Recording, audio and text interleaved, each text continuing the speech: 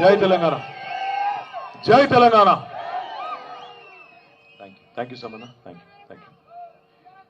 గౌరవనీయులైన పెద్దలు, మాజీ మంత్రివర్యులు, మీ అందరికీ ఆప్తులు, గతంలో వర్ధన్నపేట శాసనసభ్యుడిగా ఇవాళ వర్ధన్నపేటకు ఈ ఎన్నికల్లో ఇన్ఛార్జ్గా వ్యవహరిస్తున్న గౌరవనీయులు మరి ఎర్రబెల్లి దయాకర్ రావు అన్న గారు, మరొక ఇన్ఛార్జ్ గారు గౌరవనీయులు పెద్దలు మాజీ చీఫ్ విప్, ఈరోజు హనుమకొండ జిల్లా పార్టీ అధ్యక్షులు గౌరవనీయులు అన్న దాస్యం వినయ్ భాస్కర్ గారు, పెద్దలు గౌరవనీయులు శాసన మండలిలో డిప్యూటీ చైర్మన్ గారు అన్న బండా ప్రకాష్ గారు, మాజీ ఉప ముఖ్యమంత్రి పెద్దలు గౌరవనీయులు మరి స్టేషన్ గన్పూర్ నియోజకవర్గ బాధ్యులు అన్న డాక్టర్ తాటికొండ రాజయ్య గారు, గౌరవనీయులు భూపాలపల్లి మాజీ శాసనసభ్యులు గండ్రా వెంకటరమణారెడ్డి గారు, మాజీ మంత్రివర్యులు గౌరవనీయులు శాసన మండలి సభ్యులు అన్న బసవరాజ్ సారయ్య గారు, మన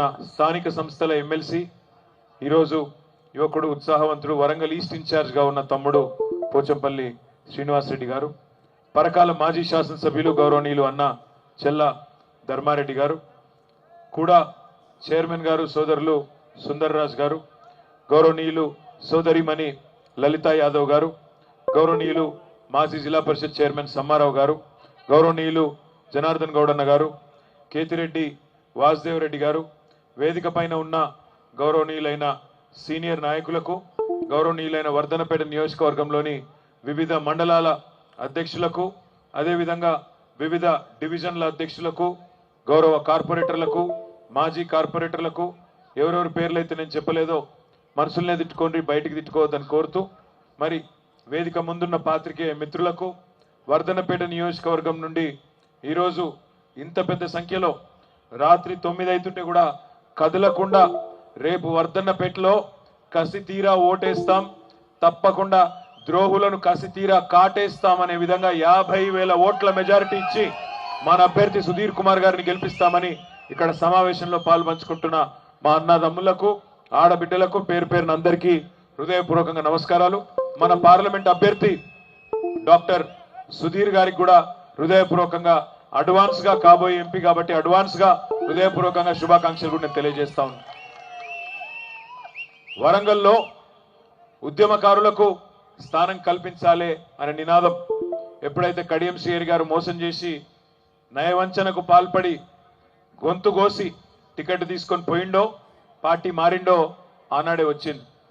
కేసీఆర్ గారు అన్ని ఆలోచించి ఒక ఉన్నత విద్యావంతుడు, ఒక డాక్టరు, 24 ఏళ్లుగా పార్టీకి నిబద్ధత కలిగిన కార్యకర్తగా పనిచేస్తూ ఈరోజు హనుమకొండ జిల్లా పరిషత్ చైర్మన్ గా ఉన్న ఒక సీనియర్ నాయకుడైన సుధీర్ కుమార్, ఒక ఉద్యమ నాయకుడైన సుధీర్ కుమార్ గారిని ఈరోజు మన అభ్యర్థిగా మీ ముందుకు పంపించడం జరిగింది. గతంలో పసునూరి దయాకర్ గారు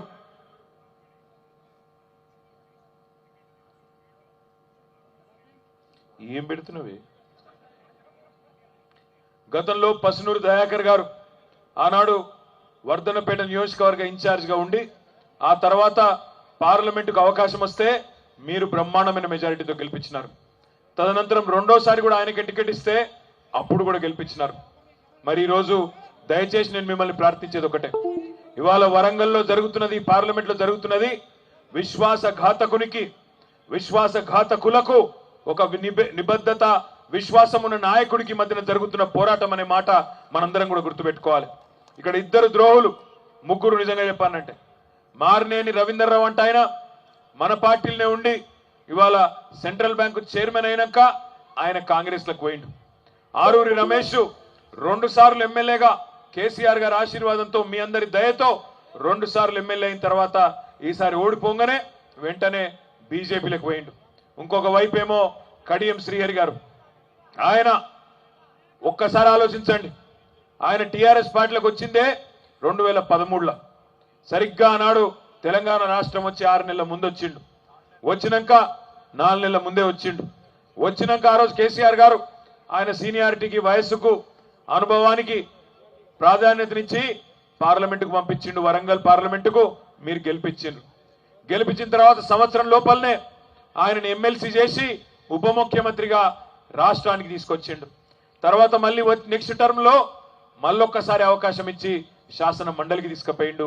ఈసారి 2023లో గన్పూర్లో ఎమ్మెల్యే టికెట్ ఇచ్చి ఎమ్మెల్యే చేసిండు. అంటే 10 ఏళ్లలో 3 చట్టసభలు, లోక్సభ, శాసన మండలి, శాసనసభ. బహుశా నాకు తెలిసి ఈ వేదిక మీద కూర్చున్న ఏ నాయకుడికి కూడా 10 ఏళ్లలో గన్ని పదవులు రాలే, కడియం సీఆర్కి వచ్చినట్టు పదవులు రాలే. మీదికెళ్ళి ఈసారి కుట్ర చేసి ఒక దుర్మార్గమైన ఆలోచనతో ఉన్న వాళ్ళందరినీ ముందు పార్టీలకు వెళ్ళి పంపించిండు. పస్నూరు దయాకర్ను పంపించిండు, రాజన్నని ఇబ్బంది పెట్టిండు, తర్వాత మన ఆరూరి రమేష్ నిలగొట్టిండు, అందరు నిలగొట్టి టికెట్ తీసుకున్నాడు. టికెట్ తీసుకున్న రోజు కూడా ఎంతో తీయటి బుల్లెట్ మాటలు చెప్పిండు. నాకే ఫోన్ చేసిండు, అన్న రామన్న సారు టికెట్ కన్ఫర్మ్ చేసిండు నా బిడ్డకు, మరి ఇవాళనేమో నా బిడ్డ రాలేదు మీటింగ్కు, రేపు ఒక్కసారి వచ్చి ఆశీర్వాదం తీసుకుంటుంది, జరా సార్ దగ్గర ఎవరున్నారో చెప్పు అన్నాడు. నేను ఎక్కడో వేరే రాష్ట్రంలో ఉంటే అప్పుడు మన మహబూబ్ నగర్ వాళ్ళది ఎలక్షన్ ఉంటే అక్కడెక్కడో క్యాంప్ ఉంటే ఆడికి పోయినా. ఆడికి వెళ్ళి మళ్ళీ ఫోన్ చేసి ఇట్లా సారు కడియం సీఆర్ గారు తన ఫ్యామిలీతో వస్తారట అంటే సారు వెంటనే రేపు భోజనానికి రమ్మన్నాడు. భోజనానికి వచ్చిండ్రు, భోజనం చేసిండ్రు, 2 గంటలు కూర్చున్నాడు. నాకు అందరికంటే ఎక్కువ సాయం చేయాలి సార్, నాకు కొద్దిగా ఎక్కువ సాయం చేయాలి వరంగల్కి అన్నాడు. అది కూడా ఓకే అన్నాడు సారు. ఇవన్నీ అయిపోయినాక మంచిగా సంతృప్తిగా ఫోటోలు దిగి ఎక్కడోళ్ళు అక్కడ పోయినరు. తెల్లారి ఆ కావ్య కూడా నాకు ఫోన్ చేసింది, అమ్మాయి, అన్న మా ఆయన గుంటూరు ఒంగోలు ఆయన దగ్గరను ఆంధ్ర, ఆయన కూడా కేసీఆర్ సార్కి ఫ్యాన్ అయిపోయిండు అన్న, మొదటిసారి కలిసిండు, పెద్ద ఫ్యాన్ అయిపోయిండు కేసీఆర్ గారితో, గంటన్నర కూర్చున్నాక ఇంత గొప్ప నాయకుడి కింద నువ్వు పనిచేసే అదృష్టం నీకు వచ్చింది అన్నాడు, ఫ్యాన్ అయిపోయిండన్నా అని ఆమె కూడా చెప్పింది. చాలా సంతోషంగా ఉందన్నా, నాకు అవకాశం ఇచ్చిందని పొద్దున 10:30కు మాట్లాడింది. ఏమైందో ఏమో తెలియదు, సాయంత్రం 4:30-5 గొట్టంగా ఉత్తరం పంపింది. మరి ఆ 10:30 నుంచి 4:30 లోపల ఏమైందో నాకెరకలేదు. కాంగ్రెస్ వాళ్ళు ఏం మాయ చేసిండ్రో, ఏం ఆలోచనలు వచ్చినాయో, 4:30కు ఫ్లైట్ ఎక్కిండ్రు, ఢిల్లీ పోయినరు, కాంగ్రెస్ కండువా కప్పుకున్నారు. నేను దయచేసి మిమ్మల్ని ఆలోచించమని కోరేది ఒకటే, ఈరోజు జరుగుతున్న ఎన్నిక సామాన్యమైన ఎన్నిక కాదు, కేవలం ఒక రెగ్యులర్గా రొటీన్గా వచ్చే పార్లమెంట్ ఎన్నిక కాదు. ఇది ఈ ఎన్నిక 100 రోజుల అబద్ధానికి 10 ఏళ్ల నిజానికి మధ్యన జరుగుతున్న ఎన్నిక. 100 రోజుల అబద్ధానికి 10 ఏళ్ల నిజానికి మధ్యన జరుగుతున్న ఎన్నిక. నేను ఉత్తగానే అంటలేను 100 రోజుల అబద్ధం అని. ఒక్కసారి మీరే చూడండి, మీ ముంగట టీవీలు కూడా పెట్టినాం. అరిచేతిలో వైకుంఠం చూపెట్టి ప్రజలకు ఈస్ట్ వన్ కలర్ సినిమా చూపెట్టి ఓట్లు వేయించుకున్నారు. ఓట్లు వేయించుకునేటప్పుడు ఇష్టం వచ్చిన మాటలు చెప్పిండ్రు. ఎన్నికలకు ముందేమో అభయ హస్తం, ఎన్నికలు అయిపోయినాకనేమో భస్మాసుర హస్తం అయిపోయింది, అదే హస్తం. ఇలా ఒక్కసారి చూడండి, రేవంత్ రెడ్డి గారు రైతులకు ఏమేం చెప్పిండో ఒక్కసారి చూడమని చెప్పి నేను కోరుతా ఉన్నా. ఏమన్నాడు ఆయన ఆనాడు, నేను వస్తూనే ఉన్నా, డిసెంబర్ 9 నాడు ముఖ్యమంత్రి అయితేనే ఉన్నా, వెంటనే ఎంబడే మీకు 2 లక్షల రుణమాఫీ మీద సంతకం పెడతా అన్నాడు. ఒక్కసారి ఆ వీడియో ప్లే చేయాలని మా తమ్ముని కోరుతా ఉన్నా. ఉన్నదా వీడియో? లేదా? పెట్టు. నెంబడే 2 లక్షల రుణమాఫీ అనే మాట మనం అడగలే, ఇవ్వాలి అడగలే, డిమాండ్ చేయలే, చేస్తా అన్నాడు. అదేవిధంగా రైతులకు ఏం చెప్పిండు, 500 బోనస్ ఇస్తా, వరికి మద్దతు ధరకు అదనంగా 1850 ఉంటే దాని మీదికెళ్ళి 500 ఇస్తా కింటాల్కు, నేను అధికారంలోకి రాగానే అని నమ్మబలికిండు. కేసీఆర్ వచ్చిందా? పెట్టాల్సిన డబ్బులు లిక్కర్ అంతా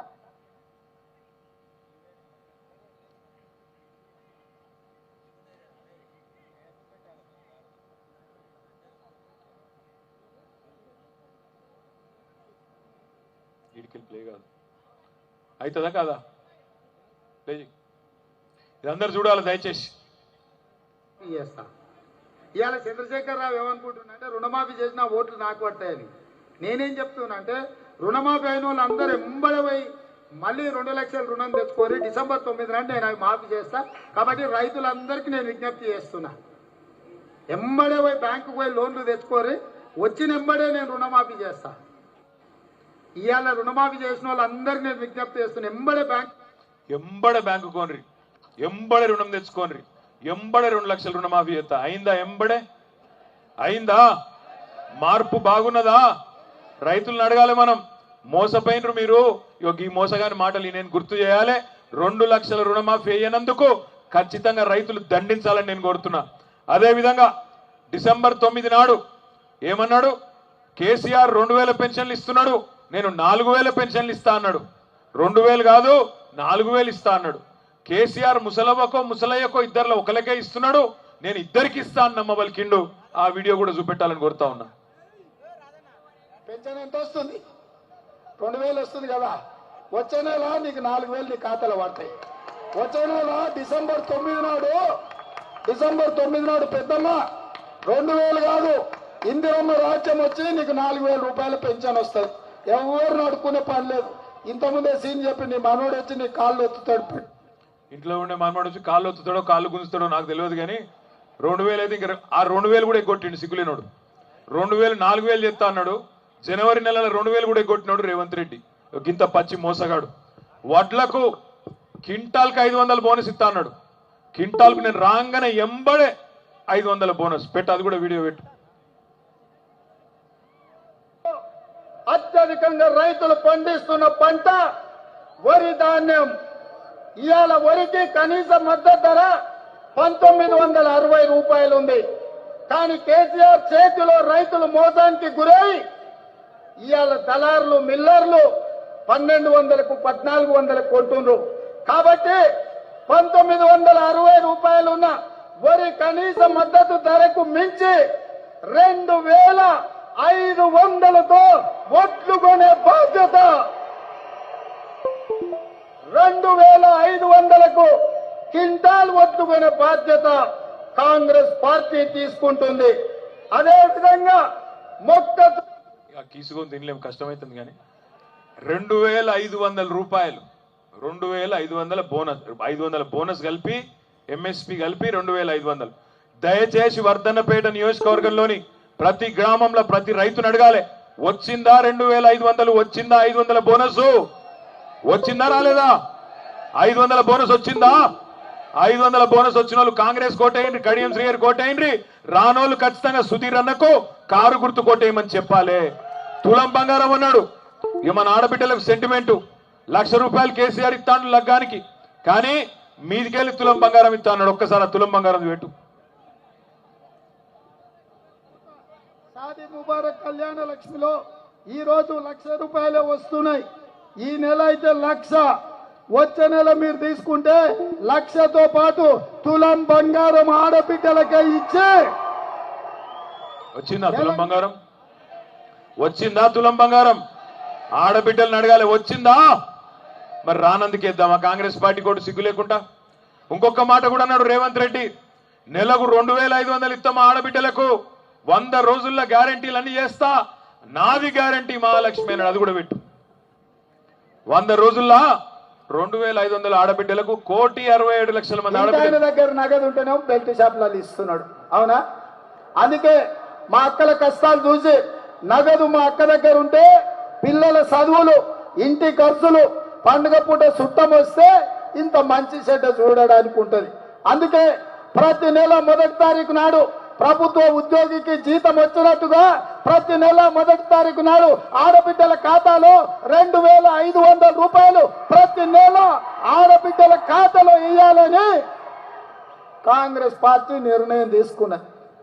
ఇక 2,500 పడ్డా ఖాతాలలో? 4,000 పెన్షన్ వచ్చిందా? తులం బంగారం వచ్చిందా? 2 లక్షల రుణమాఫీ అయ్యిందా? ఫ్రీ స్కూటీలు అన్నాడు, అవి వచ్చినాయా? ఏది రాలే. కానీ మీరందరు సినిమాలు చూస్తారా? ఇవాళ రేపు సినిమాలలో సీక్వెల్ వస్తున్నాయి. బాహుబలి అనే సినిమా వచ్చింది ఆ మధ్యన. బాహుబలి పార్ట్ 1 వచ్చింది, అటెనక పార్ట్ 2 వచ్చింది. అట్లనే రేవంత్ రెడ్డి కూడా అసెంబ్లీ ఎన్నికలకు ముందేమో మోసం పార్ట్ 1, ఇప్పుడు మళ్ళా కొత్తగా పార్లమెంట్ ఎన్నికల ముందు మోసం పార్ట్ 2. అప్పుడేమన్నాడు అసెంబ్లీ ముంగట, డిసెంబర్ 9 నాడు రుణమాఫీ నేను చేస్తా, నేను సంతకం పెడతా అని నరికిండు. ఇప్పుడేమైంది? 100 రోజులు అయిపోయింది, రుణమాఫీ లేదు, మన్ను లేదు. అందుకే ఇవాళ ముఖం చెల్తలేదు కాబట్టి కొత్త డ్రామా ఆడుతున్నాడు. ఏ ఊరికి పోతే ఆ ఊర్లో ఏ దేవుడు ఉంటే ఆ దేవుని మీద ఒట్టు పెడుతుండు. యాదగిరిగుట్టకు పోయిండు, పోయి లక్ష్మీ నరసింహస్వామి మీద నేను ప్రతిజ్ఞ చేస్తున్నా, ఆగస్టు 15 ఆగస్టుకు నేను రుణమాఫీ చేస్తా, మీ అందరికి దండం పెడుతున్నా అని మోసం పార్ట్ 2 సీక్వెల్ తీసిండు. రేపో ఎల్లుండో వరంగల్కి వస్తాడు, భద్రకాళి అమ్మ మీద ఒట్టు పెడుతున్నా అంటాడు. మరి మన భద్రకాళమ్మ డేంజర్, మరి జాగ్రత్తగా ఉండాలి, మా వినయాన్ని మంచిగా చూసుకోవాలి. ఎందుకంటే దేవుళ్ళ మీద కూడా ఒట్లు పెడతాడు. బాసర వేయిండు, సరస్వతి తల్లి మీద ఒట్టు పెట్టిండు, దేవుళ్ళ మీద ఒట్టు పెట్టి కూడా పచ్చి అబద్ధాలు ఆడుతూ ఉన్నాడు.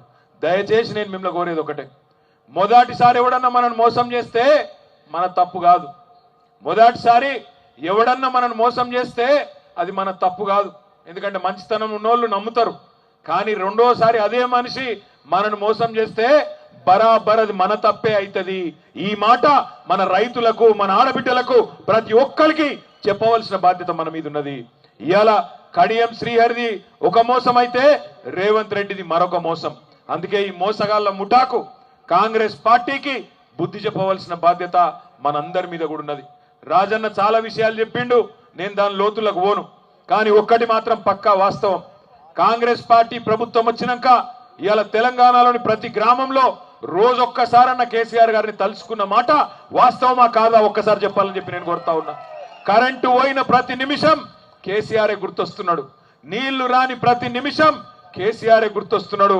కాంగ్రెస్ వాళ్ళ కండ్ల మంటతోని పంటలు ఎండిపోతుంటే నీళ్ళు ఇచ్చే అవకాశం ఉండి కాళేశ్వరం కాడ రిపేరు చేసి నీళ్లు తీసుకొచ్చే అవకాశం ఉన్నప్పటికీ కావాలని పంటలు ఎండుతుంటే కేసీఆర్ గుర్తొస్తున్నాడు. ఇది వాస్తవం. అందుకే నేను మిమ్మల్ని అందరినీ ప్రార్థించేది ఒకటే, ఈసారి ఈ ఎలక్షన్ల గిన్న మీరు గట్టిగా మనందరం తన్లాడి ఒక 10-12 పార్లమెంట్ సీట్లు కనుక మీరు గులాబీ జెండాకు కేసీఆర్ దళానికి కట్టబెడితే సంవత్సరం లోపలనే మళ్ళా కేసీఆర్ గారు రాష్ట్ర రాజకీయాన్ని శాసించే రోజు సంవత్సరం లోపలనే వస్తుంది. ఇప్పుడు తప్పించుకున్నారంటే కాంగ్రెస్ వాళ్ళు, బీజేపీ వాళ్ళు మళ్ళా 4 ఏళ్ళు దొరకరు. అందుకే నేను మిమ్మల్ని ప్రార్థిస్తున్నా, ఇప్పుడే కర్రు కాల్చి వాత పెట్టాలి, వాళ్ళ మోసానికి తప్పకుండా గుణపాఠం చెప్పాలి. ఒక మోసం కాంగ్రెస్, మరొక మోసం ఆరూరి రమేష్ బీజేపీ. ఏం తక్కువ చేసిండు కేసీఆర్ గారు ఆరూరి రమేష్ కు? 2 సార్లు ఎమ్మెల్యే చేసింది పాపమా? 2 సార్లు ఎమ్మెల్యేగా నిలబెట్టి టికెట్ ఇస్తే వర్ధన్నపేట ప్రజలు మీరు గెలిపించింది పాపమా? ఏం తక్కువ అయింది ఆయనకు? ఇవాళ బీజేపీ పార్టీలకు పోయి పెద్ద పెద్ద మాటలు మాట్లాడుతూ ఉన్నాడు. ఒక్కసారి ఆలోచించాలా, బీజేపీకి ఎందుకు ఓటేయాలా మనం? 10 ఏళ్ళు నరేంద్ర మోడీ గారి ప్రభుత్వం ఏం చేసింది తెలంగాణకు ఆలోచించమని చెప్పి నేను కోరుతున్నా. మామునూరు ఎయిర్పోర్ట్ ఉన్నది, దాన్ని పునరుద్ధరించవయ్యా, మీ కిందికి వస్తుంది, అది కేంద్ర ప్రభుత్వం కిందికి, మమ్మల్ని ఏం చేయమంటే అది చేస్తామని చెప్పి 100 సార్లు అడిగిన 10 ఏళ్లలో దానికి కనీసం ఫైల్ మీదకి వెళ్ళి దుమ్ము కూడా దులపలేదు నరేంద్ర మోడీ ప్రభుత్వం. 100 సార్లు అడిగినాం మెగా టెక్స్టైల్ పార్కు మా పరకాల నియోజకవర్గంలో మా ధర్మారెడ్డి అన్న కష్టపడి అక్కడి రైతులు నొప్పించి మెప్పించి అక్కడ భూసేకరణ చేసి భారతదేశంలోనే అతిపెద్ద టెక్స్టైల్ పార్క్ పెట్టినాం. ఒకప్పుడు అజంజాహి మిల్లుండే ఇక్కడ, అంతకు ధీటుగా బ్రహ్మాండమైన పార్కు పెడుతున్నాం. సహకరించమంటే సహకరించలే. ఆఖరికి మొన్నేదో తూతూ మంత్రంగా డ్రామా కోసం ఏదో ఆర్డర్ వారేసిండు. కాజీపేటలో కోచ్ ఫ్యాక్టరీ పెడతామన్నారు, కోచ్ ఫ్యాక్టరీ లేదేం లేదు, ఏదో రిపేర్ల దుకాణం పెడతామని ఇవాళ వచ్చి రాయేసి పోయిండు. అదే విధంగా వర్ధనపేట నియోజకవర్గంలో కానీ, వరంగల్ పార్లమెంటు నియోజకవర్గంలో కానీ ఇక్కడ ఉన్న రైతన్నలందరూ ఆలోచించాలా. ఇవాళ నరేంద్ర మోడీ ప్రభుత్వం అంటున్నది గోదావరి జలాల్లో మన అవసరాలు తీరకముందే ఆ గోదావరి జలాలను ఇవాళ కిందికి కర్ణాటకకు, తమిళనాడుకు తీసుకుపోతా అంటున్నాడు. ఇచ్చంపల్లి కాడ ప్రాజెక్టు కట్టి. ఈ రేవంత్ రెడ్డి గారు ఉంటే ఆయనకు మోడీని అడ్డుకునే శక్తి లేదు. ఎందుకు వేయాలి బీజేపీకి ఓటు ఆలోచించమని చెప్పి నేను కోరుతున్నా. 10 ఏళ్లలో 10 సార్లు అన్నాడు నరేంద్ర మోడీ, తల్లిని చంపిన్రు, బిడ్డను వేరు చేసిండ్రని తెలంగాణ ఏర్పాటు మీద విషం జిమ్మినందుకు ఓటే అన్నా.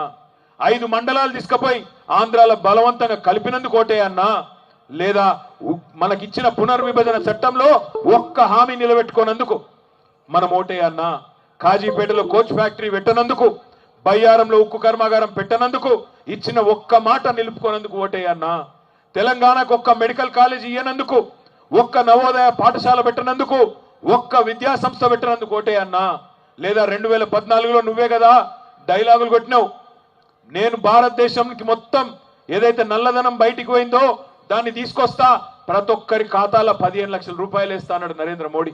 పడ్డాయా 15 లక్షలు? పడ్డాయా మోడీ 15 లక్షలు? పడలే. దేశంలో ఎవరికి రాలే 15 లక్షలు రాలే. సంవత్సరానికి 2 కోట్ల ఉద్యోగాలు ఇస్తా అన్నాడు నరేంద్ర మోడీ. 10 ఏళ్లలో 20 కోట్ల ఉద్యోగాలు ఇవాళ ఇచ్చిండా? రైతుల ఆదాయం డబల్ చేస్తా అన్నాడు 2022 సంవత్సరం కల్లా చేసిండా? ఇంటింటికి నల్ల పెడతా అన్నాడు, కేసీఆర్ పెట్టిండు తప్ప మోడీ పెట్టలేదు దేశంలో. అదే విధంగా ప్రతి మనిషికి ఇల్లు కట్టిస్తా అన్నాడు, బుల్లెట్ రైళ్లు అన్నాడు, 5 ట్రిలియన్ ఎకానమీ అన్నాడు. ఇవేమైనాయా మోడీ గారంటే ఇవేమి చెప్పాడు. ఇప్పుడు ఏమంటాడు? జై శ్రీరామ్.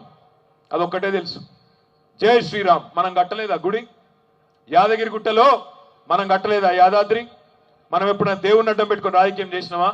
జై శ్రీరామ్ అనాలే, అక్షింతలు పంపాలే, ఇంటికి ఓట్లు అడగాలి. శ్రీరాముతో మనకు పంచాయతీ లేదు. దేవుడు అందరివాడు. దేవుడు బీజేపీ వాళ్ళకు మాత్రమే దేవుడు కాదు, మనకు కూడా ఆయననే దేవుడు. దేవునితో మనకు పంచాయతీ లేదు. రాముడికి మొక్కుదాం, కానీ తెలంగాణకు నయా పైసా పనిచేయని బీజేపీని మాత్రం ఓట్లతోనే పండబెట్టి తొక్కుదామనే మాట ఈ సందర్భంగా నేను మీకు విజ్ఞప్తి చేస్తా ఉన్నా.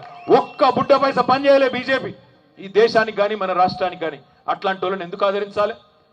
ఏం చేసిందని ఇవాళ వాళ్ళ కోట్లు వేయాలి, ఏం చేస్తారని చెప్పి రేపు ఓట్లు వేయాలనే మాట దయచేసి ఆలోచించమని నేను కోరుతా ఉన్నా.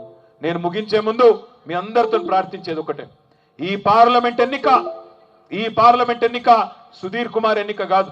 ఈ పార్లమెంట్ ఎన్నిక మనందరి బతుకు తెరుకు సంబంధించిన ఎన్నిక, తెలంగాణ భవిష్యత్తుకు సంబంధించిన ఎన్నిక. తెలంగాణకున్న ఒక్క గొంతు కేసీఆర్. ఆ కేసీఆర్ గారినే ఇలా ఖతం చేయాలని కాంగ్రెస్ బీజేపీ కుమ్మక్కై రాజకీయం చేస్తూ ఇవాళ మన పార్టీని పొందబెట్టాలని ఆలోచన చేస్తున్న తరుణంలో మనకు సవాల్గా వస్తున్న ఎన్నిక. ఎదుర్కొందామా, కొట్లాడదామా, నిలిచి గెలుద్దామా, లేదా మళ్ళీ సుధీర్ ఎలక్షన్ కదా నాకేందని వేరే ఆలోచన చేద్దామా? ఆలోచించండి. మన ఎలక్షన్ అన్నట్టు కొట్లాడదాం, ప్రతి బూత్ లో మెజారిటీ తెచ్చే ప్రయత్నం చేద్దాం. మీ దయాకర్ రావు గారు చెప్పినట్టు, వినయ్ భాస్కర్ గారు చెప్పినట్టు వర్ధనపేట నుంచే జైత్ర యాత్ర ప్రారంభం కావాలి. వరంగల్ లోక్సభ గెలవాలని కోరుతూ జై తెలంగాణ. కారు గుర్తుకే